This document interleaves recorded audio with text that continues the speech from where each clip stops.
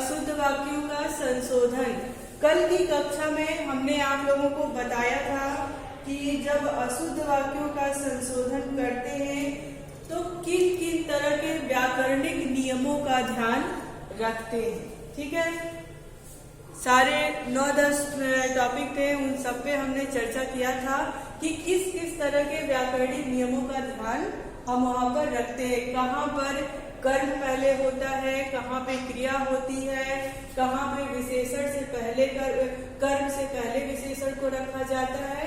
ये सारे टॉपिक हमने आपको बताए थे।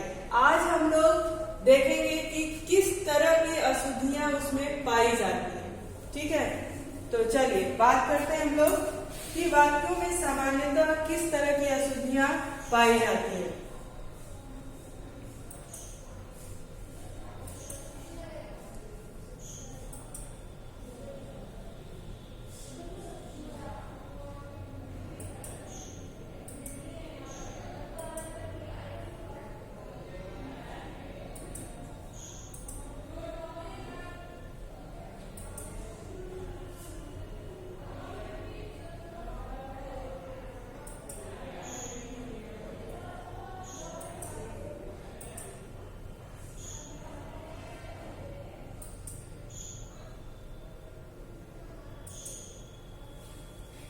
आप लोग को स्क्रीन दिख रहा है? ठीक है, तो देखिए वाक्यों में मतलब जनरल तौर पे निम्नलिखित प्रकार की अशुद्धियां पाई जाती हैं। तो क्या क्या हमें देखना होता है कि किस किस तरह की अशुद्धि हो सकती है दिए गए वाक्यों में। ठीक है,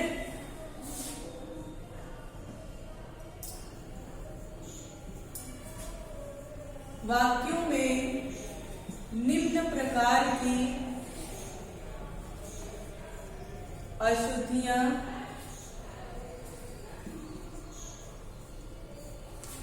पाई जाती है। ठीक है, कौन कौन सा किन किन से संबंधित अशुद्धि पाई जाती है जब कोई वाक्य की रचना होती है? तो एक तो होती है लिंग संबंधी। हम देखो ये अशुद्धियां इसलिए आपको बताया जा रहा है कि आप जब एक वाक्य का संशोधन करने जाते हैं तो सबसे पहले उसमें क्या देखेंगे? तो पहले तो देखेंगे कि उसमें कोई लिंग संबंधी अशुद्धि है क्या।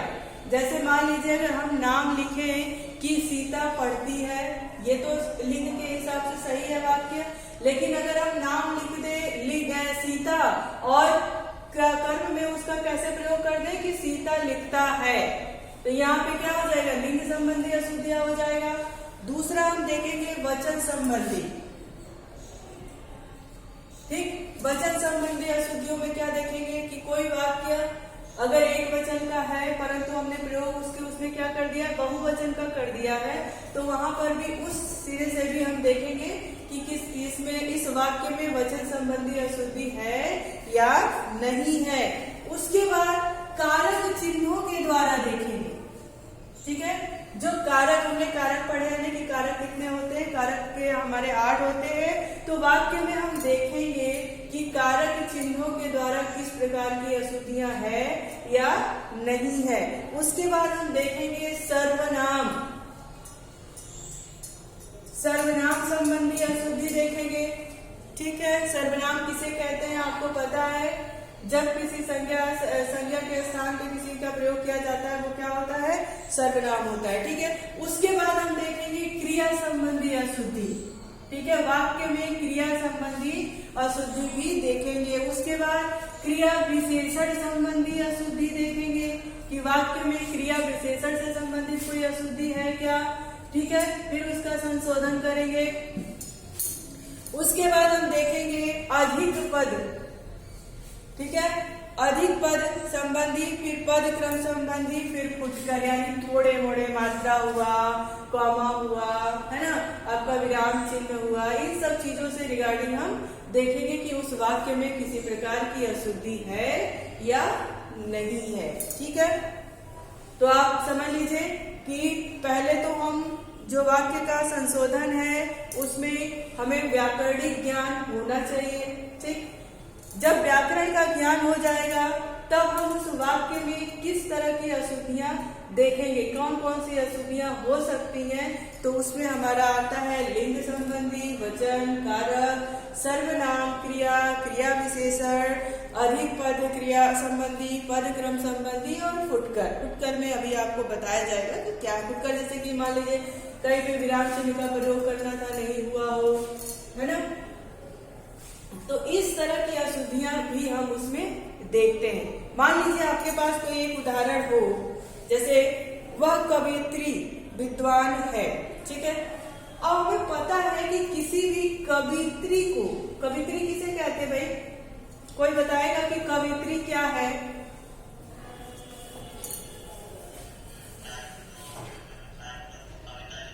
हाँ, जो कविता, यानी यहाँ पर भी स्त्रीलिंग और पुल्लिंग की बात होती है, ठीक है। जब पुल्लिंग यानी कोई पुरुष वर्ग का कवि होगा तो उनके लिए हम लिखते हैं कवि, ठीक।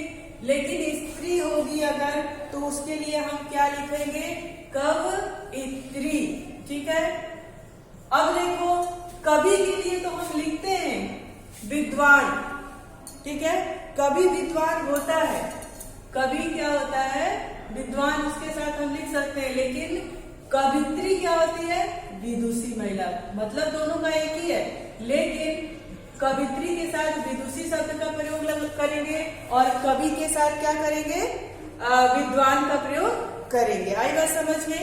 तो जैसे अभी इसके पहले हमने चर्चा की थी लिंग संबंधी, तो यही बात हो जाती है यहाँ पर, ठीक है। लिंग संबंधी परिवर्तन यही होगा, कवि होंगे तो विद्वान होगा, कवित्री होंगे तो वहां पर विदुषी का प्रयोग किया जाएगा। आई बात समझ में। अब जैसे हम बात करें कि गाय खेत में चल रहे हैं, गाय खेत में चल रहे होंगे। अब आप बताओ कि क्या ये सही है? नहीं है। क्यों? क्योंकि गाय को हमेशा हमने स्त्रीलिंग में देखा है। कैसे? गाय हमारी माता है, गाय गौ माता, ऐसी बात करते हैं। तो जो ये गाय खेत में चल रहे हैं, वहां पे क्या होगी, गाय खेत में क्या कर रही है, चल रही है ना। तो ये लिंग संबंधी अशुद्धियां इसमें थी। आ रही बात समझ में। तो इसी तरह से आपको वाक्य में शुद्ध संशोधन करना है, ठीक।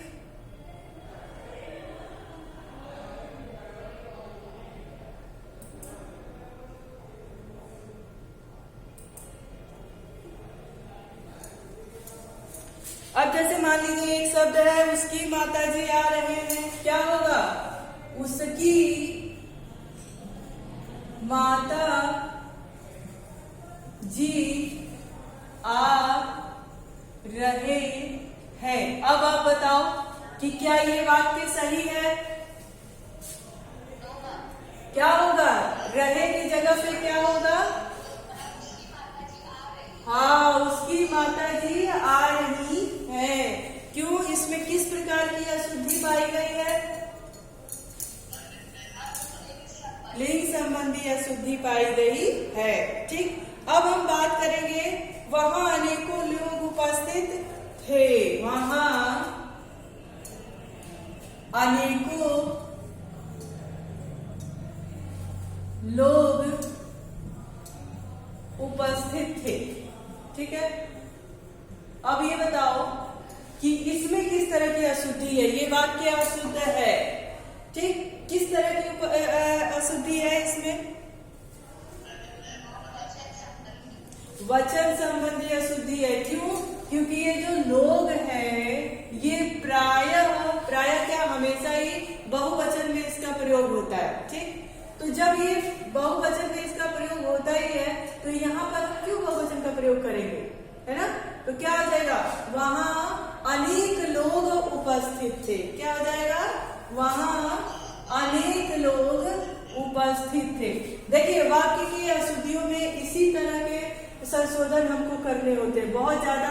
हम लोग क्या करते हैं, आप लोग क्या करते हो कि मात्रा का देखना शुरू कर देते हो कि कहीं मात्रा गलत है, बस उसकी हमें संशोधन करना है, नहीं, है ना। जिस तरह का नियम आपको अभी बताया गया है कि उसी तरह का इसमें करना, हमें संशोधन करना होता है, ठीक है। अब यहाँ पर जैसे लोग की बात हो गई, लोग तो बहुवचन में है ही, जब लोग है तो दो दो बहुवचन का प्रयोग करने की क्या जरूरत है ना। तो ये अनेक हमारा अनेकों क्या हो जाएगा, अनेक होना चाहिए, वहां अनेक लोग उपस्थित थे, अनेक में ही आ गया सब, बहुत सारे लोग। अनेक का ही मतलब है बहुत सारे लोग, ठीक है। अगर यहाँ पे गिनती में होता तब समझ में आता कि हाँ चलो एक की बात कर रहा है, दो की बात कर रहा है, पर अनेक की बात कर रहा है ना, तो अनेक और लोग, तो अनेक लोग में अनेकों लोग की बात करने की कोई जरूरत ही नहीं थी, क्या हो जाता, वहां पर अनेक लोग उपस्थित थे।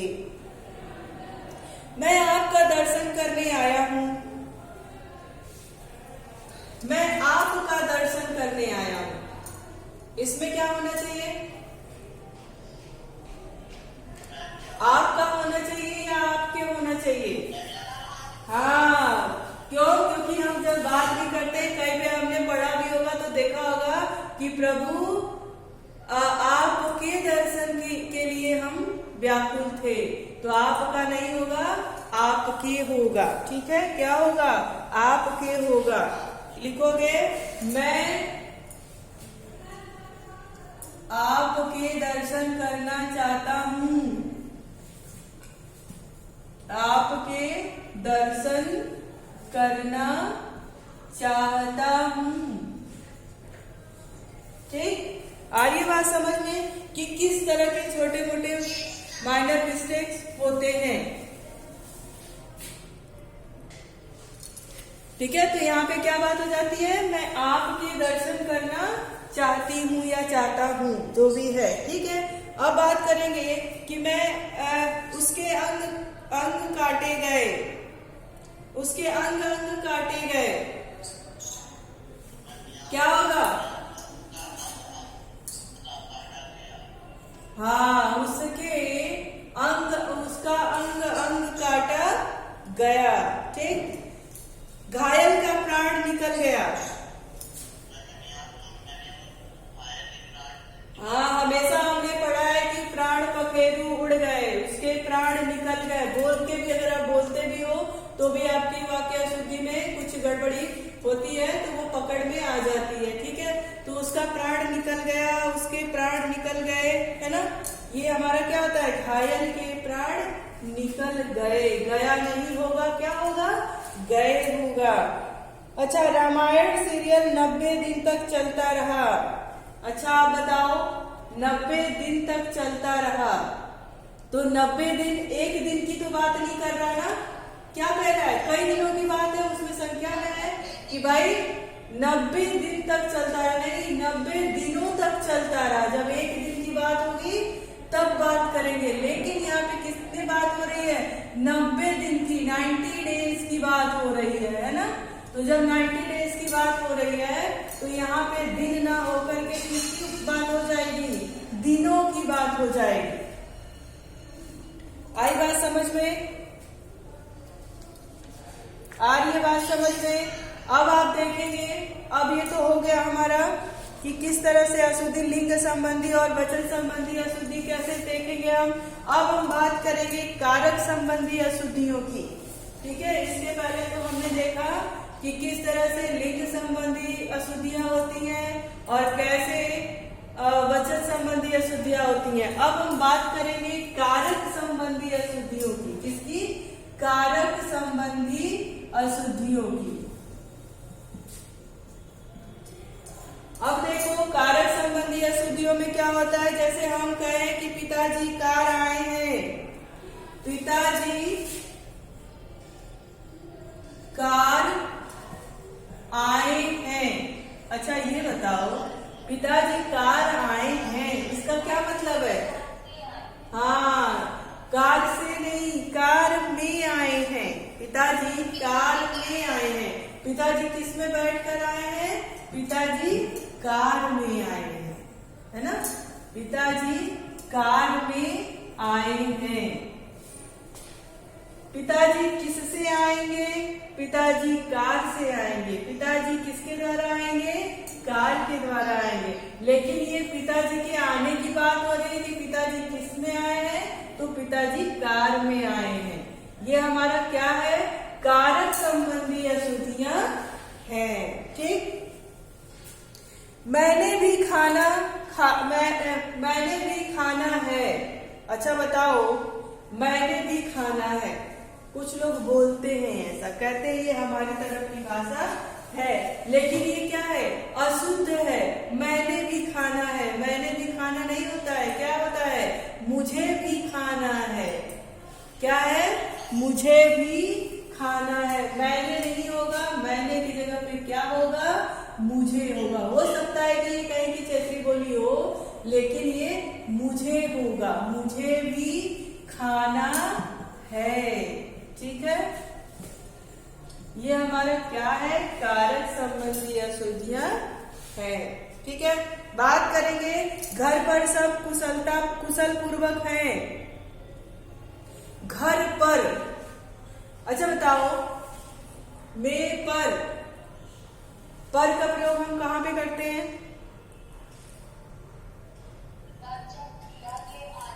आधार का बताओ। ठीक है, लेकिन यहाँ पर हम घर के आधार की बात नहीं कर रहे हैं ना, हम क्या करें, घर पर, यानी घर में जितने भी फैमिली मेंबर हैं सब क्या है, सुखपूर्वक है, कुशलता पूर्वक है। तो क्या होगा, घर में होगा, यहाँ पर नहीं होगा। ठीक है, क्या होगा, घर में सभी कुशल पूर्वक हैं। ठीक, उसके बाद हम देखेंगे छत पर से नीचे मत झांक। छत पर से नीचे मत झांक। हाँ, क्या होगा इसमें, छत से नीचे मत झांक। अब भाई छत पर से नीचे मत झांक, ये क्या बात हो गई है ना, छत से नीचे मत झांक। यहाँ पर अगर होता कि छत में बैठा है या छत से बैठा है तो वो गलत होता है ना, क्या होता, छत पर बैठा है, उसके बैठने का आधार है छत, है ना। लेकिन अगर झांकने की बात कर रहा है कि छत पर से नीचे मत झांक नहीं होगा, छत से नीचे झांक होगा। आ रही बात समझ में। अब देखो, इसी तरह की कुछ अशुद्धियां मतलब कारक में होती हैं, उसको आप लोग देखना, कारक चिन्हों का प्रयोग कहाँ होना चाहिए, कहाँ नहीं होना चाहिए, कहाँ पर किया गया है, इस बात पे आप लोग ध्यान देंगे जब वाक्यों में अशुद्धियां देखेंगे तब। ठीक है, जब वाक्य संशोधन से प्रश्न आएगा, आपके पास कोई वाक्य बना आएगा, तो आप सर्वप्रथम उसमें देखेंगे कि लिंग संबंधी कोई अशुद्धि है क्या। अगर लिंग संबंधी नहीं है, फिर देखेंगे वचन संबंधी अशुद्धि है क्या। अगर वचन संबंधी भी नहीं है, फिर कारक पे आएंगे, फिर सर्वनाम पे आएंगे, फिर विशेषण पे आएंगे, फिर क्रिया विशेषण पे आएंगे, फिर उसके बाद तब आएंगे मात्राओं पे, विराम चिन्हों पर आएंगे। आई बात समझ में। तो एक वाक्य में अशुद्धि देखने के लिए हमें इन बातों का ख्याल रखना पड़ेगा। चलिए, अब हम बात करेंगे सर्वनाम संबंधी अशुद्धि का। किसकी बात करेंगे, सर्वनाम संबंधी अशुद्धि की बात करेंगे। अभी तक तो हमने देखा कि लिंग संबंधी अशुद्धियां किसमें है, किस तरह की होती हैं। उसके बाद हमने देखा वचन संबंधी अशुद्धियां किस तरह से होती हैं। उसके बाद हमने देखा कारक संबंधी अशुद्धियां कैसी होती हैं। अब हम बात करेंगे सर्वनाम संबंधी अशुद्धि। ठीक है, सर्वनाम। अब देखो, सर्वनाम में क्या होता है, मैं 3 भाई हूं। क्या करोगे, मैं 3 भाई हूं। भाई मैं तो सिर्फ अपने की ही बात कर रहा है ना। जब जहां पर यहाँ पे दिया है कि मैं 3 भाई हूं, ठीक, हाँ, तो जब हम तीन की बात जब हमने कर दिया, तो यहाँ पे मैं की बात कहाँ से आएगी, ये मैं किसमें बदल जाएगा, हम में बदल जाएगा। एक व्यक्ति सिर्फ अपने लिए कहता है ना कि मैं, ठीक, लेकिन जहां पे और मैं से अलावा और भी लोग जुड़ गए, तो वहां पे मैं नहीं रह जाता, क्या हो जाता है, मैं हम में बदल जाता है। तब हम क्या कहेंगे, ये मतलब हम 3 भाई हैं। बात अगर हम करेंगे, अगर कोई व्यक्ति अपने आप को से बताएगा तो कहेगा ये मेरा विद्यालय है, ठीक, तो वो कह सकता है कि ये मेरा विद्यालय है। परंतु अगर वहां पे और भी सारे स्टूडेंट है और सबको इंडिकेट करते हुए बता रहा है तो वहां पे मेरा विद्यालय नहीं कहेगा, क्या कहेगा? ये हमारा विद्यालय है, ये हमारी कक्षा है, ये हमारी मैम है ना, हम फ्रेंड्स हैं। अब ये थोड़ी कहोगे कि मैं फ्रेंड हूं, भाई ठीक है तुम अपनी बात कर रहे हो, लेकिन आपके अलावा भी यहाँ पे कोई पर्सन है तो आप क्या करोगे? वो मैं जो है आपका हम में बदल जाएगा, हम हमारे में बदल जाएगा, है ना, मैं मेरा में बदल जाएगा। ठीक है, ये मेरा विद्यालय है नहीं। अगर और भी लोग आपके साथ हैं और सबको एक साथ लेकर के आप बता रहे हो तो क्या हो जाएगा? ये हमारा विद्यालय है, वी आर फ्रेंड्स। आप बात करते हो ना कि अगर ढेर सारे लोग हैं, अगर आपसे पूछा कि ये सब कौन है तो आप ये नहीं कहते हो कि ये मेरे फ्रेंड है, क्या बोलते हो? वी आर फ्रेंड्स, ये हमारे फ्रेंड्स हैं। ठीक है, तो वही बात यहाँ पे हो जाती है। मैं 3 भाई हूं तो ये मैं सिर्फ अकेले की बात नहीं हो रही है, 3 भाइयों की बात हो रही है, तो यहाँ पे मैं नहीं होगा, क्या होगा?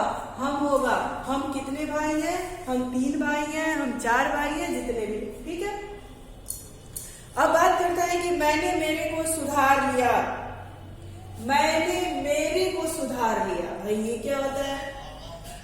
मैंने मेरे को सुधार लिया नहीं, मैं अपने को सुधार लिया, मैंने अपने को सुधार लिया, मैंने मेरे को सुधार लिया। भाई तुम अपने आप को सुधारो तो यहाँ पे मेरे को ऐसा कोई शब्द नहीं होना चाहिए। ठीक है, क्या होता है? मैंने अपने को सुधार लिया या मैंने अपने आप को सुधार लिया।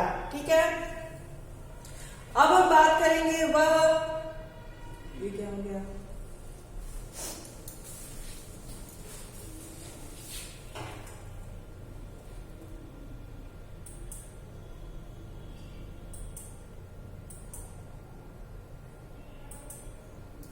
ठीक है, अब बात देखो करते हैं दूसरे उदाहरण की।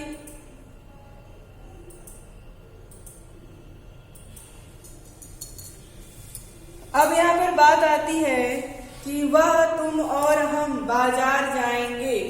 वह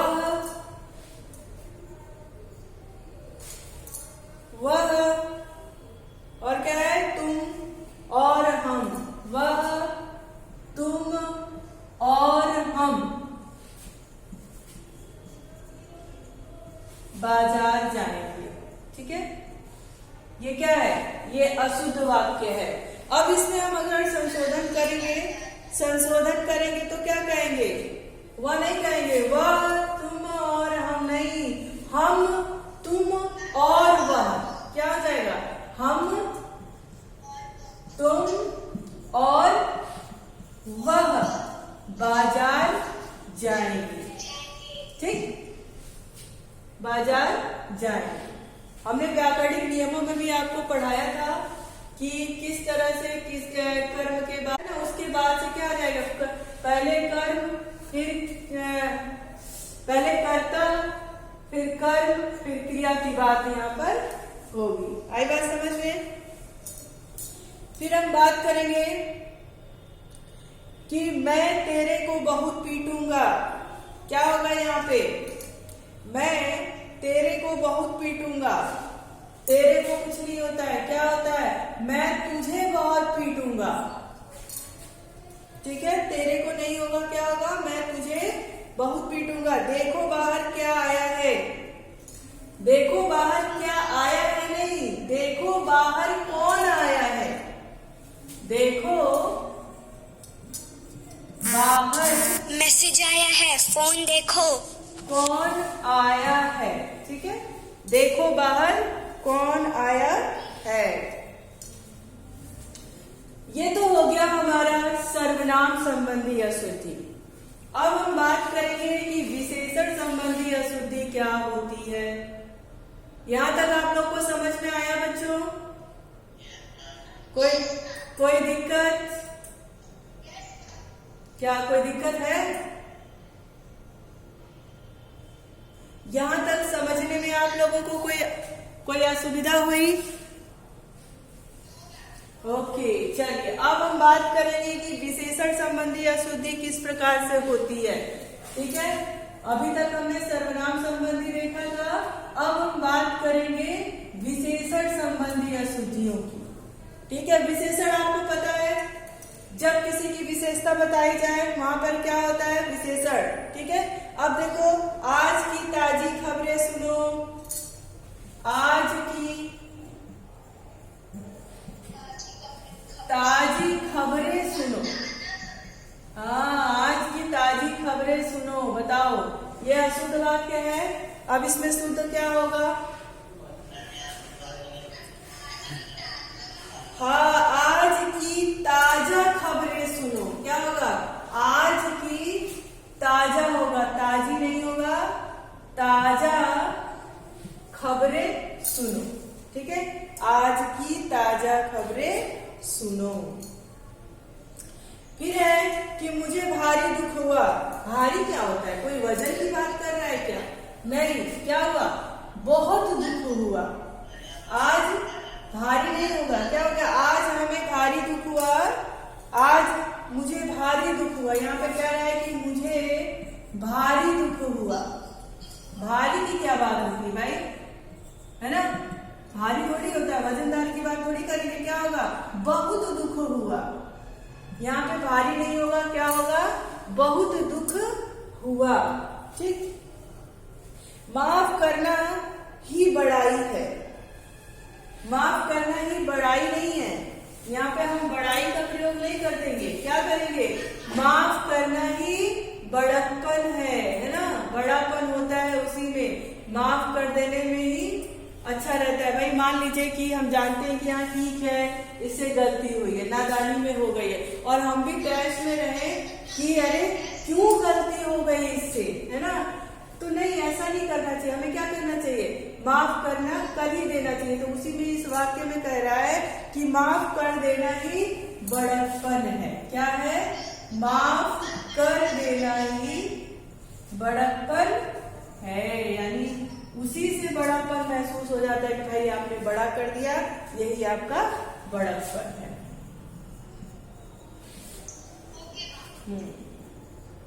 आ रही बात समझ में? आ रही बात समझ में? अच्छा, ये बताओ, अब जैसे एक वाक्य दिया है कि यह कमीज सबसे उत्तम है। यह कमीज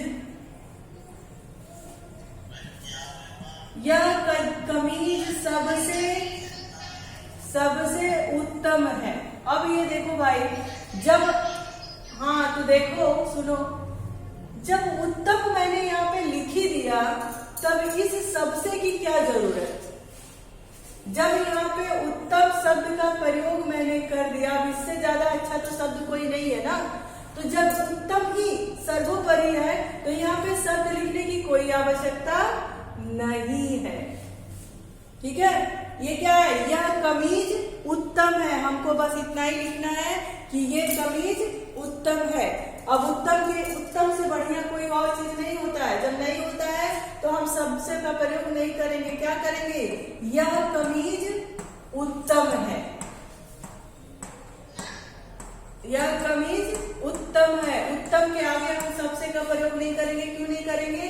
क्योंकि ये उत्तम शब्द ही सबसे बड़ा है ना, तो उसमें सबसे क्या करना? उत्तम से आगे कोई चीज होती ही नहीं है ना, तो ये सबसे का प्रयोग नहीं करेंगे।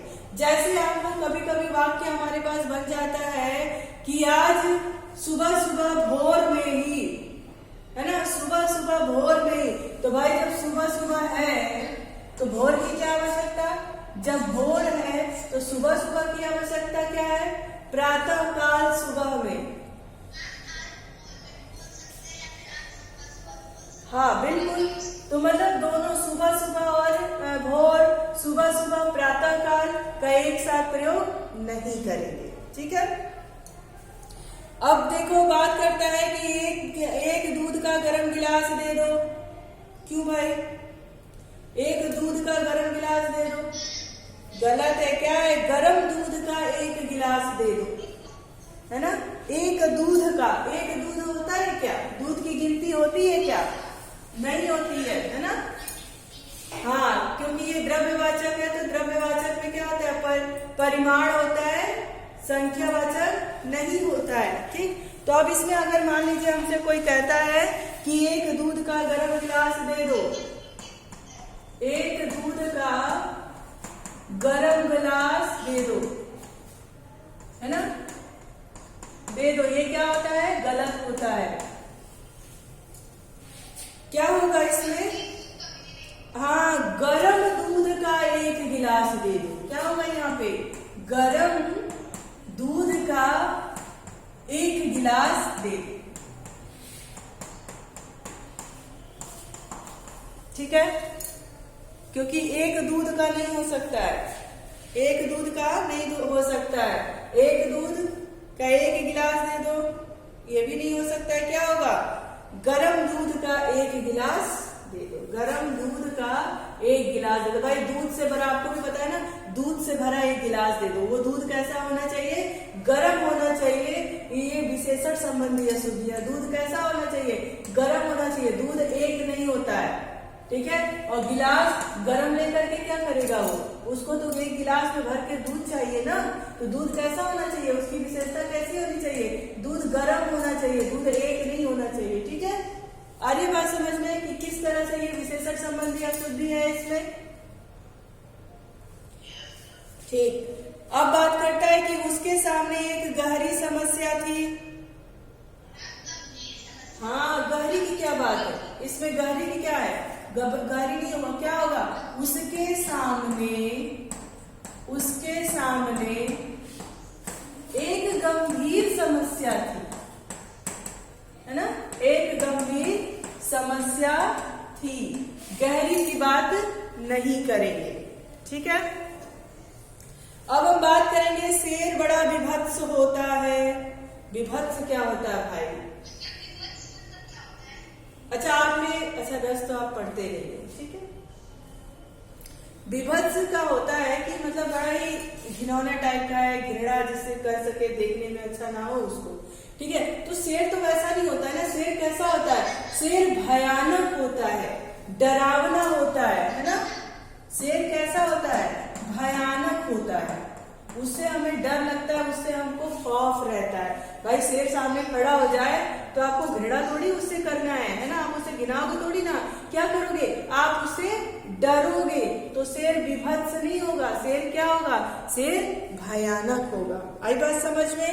हवा गर्म चल रही है, हवा गर्म चल रही है नहीं, क्या होगा, गर्म हवा चल रही है। कैसी बात होगी, गर्म हवा चल रही है। यहाँ तक समझ में आया आप लोगों को।